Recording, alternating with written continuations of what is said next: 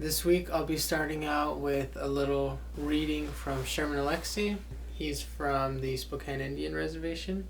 Last year, around this time in January, I was actually on the Spokane Indian Reservation doing some site visits for some potential solar work.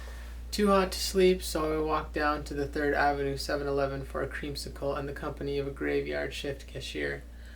I know that game. I worked graveyard for a Seattle 7-Eleven and got robbed once too often. The last time, the guy locked me in the cooler. "Can I help you?" the 7-Eleven clerk asked me loudly, searching for some response that would reassure him that I wasn't another armed robber. "Just getting a creamsicle," I said after a long interval. I grabbed my creamsicle and walked back to the counter, slowly scanned the aisles for effect. He laughed loudly, then told me to take the creamsicle for free. He was the graveyard shift manager, and those little demonstrations of power tickled him. All 75 cents of it. I knew how much everything cost. "Thanks," I said to him and walked out the door. I took my time walking home, let the heat of the night melt the creamsicle all over my hand. At 3 in the morning, I could act just as young as I wanted to act. There was no one around to ask me to grow up. In Seattle, I broke lamps. She and I would argue and I'd break a lamp, just pick it up and throw it down. At first, she'd buy replacement lamps, expensive and beautiful, but after a while, she'd buy lamps from Goodwill or garage sales. Then she just gave up the idea entirely, and we'd argue in the dark. "You're just like your brother," she'd yell, "drunk all the time and stupid."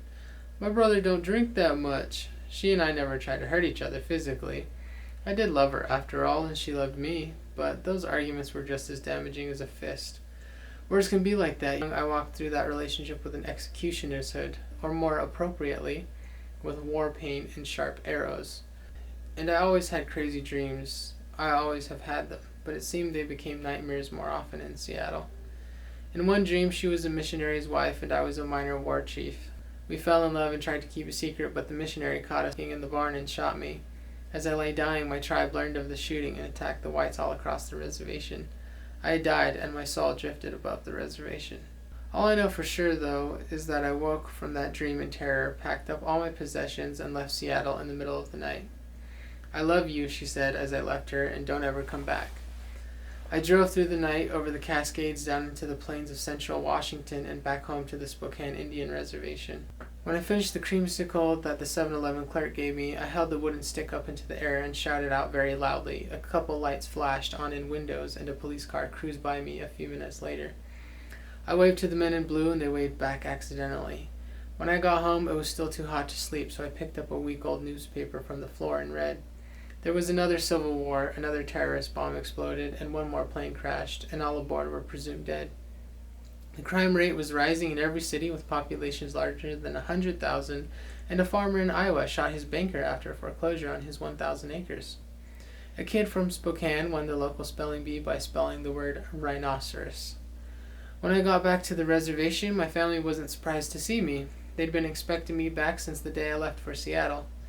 There's an old Indian poet who said that Indians can reside in the city, but they can never live there. That's as close to the truth as any of us can get.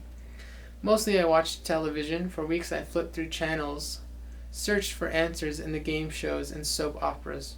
My mother would circle the want ads in red and hand the paper to me.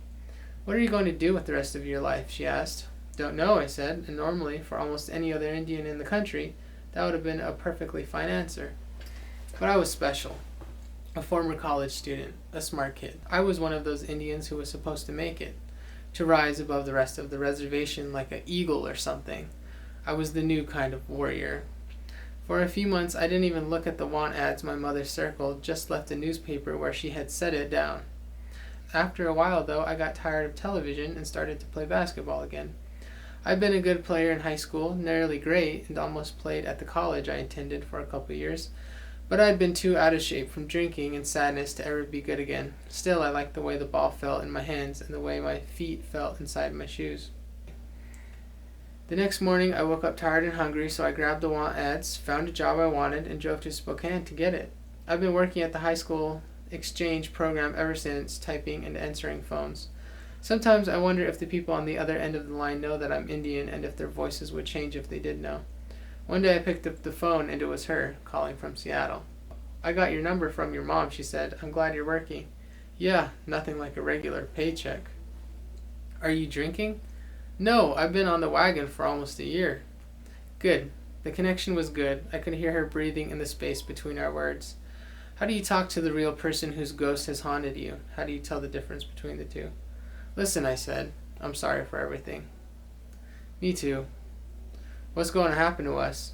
I asked her and wished I had the answer for myself. I don't know, she said. I want to change the world. These days, living alone in Spokane, I wish I lived closer to the river, to the falls where ghosts of salmon jump. I wish I could sleep. I put down my paper or book and turn off all the lights, lie quietly in the dark. It may take hours, even years, for me to sleep again. There's nothing surprising or disappointing in that. I know how all my dreams end anyway.